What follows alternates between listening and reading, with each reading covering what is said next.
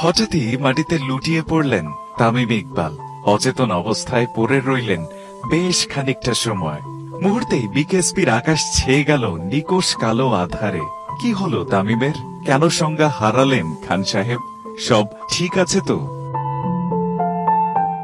Dhaka premier league ক্রিকেটে শাইনপুকুরের বিপক্ষে toss হেরে ফিল্ডিংয়ে নামে তামিম ইকবালের দল মোহামেডান স্পোর্টিং।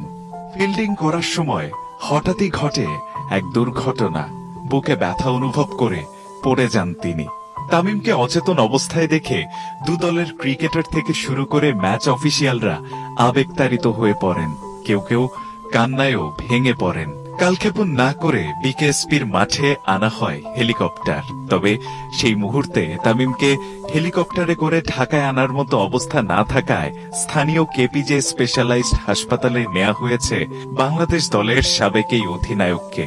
তামিমের অসুস্থতার খবরে স্থগিত করা হয়েছে বিসিবির আজকের বোর্ড মিটিং। গেল বছর তামিম ইকবালের বড় ভাই নাফিস ইকবালও বাসায় থাকা অবস্থায় হঠাৎ হয়ে পড়েছিলেন অসুস্থ।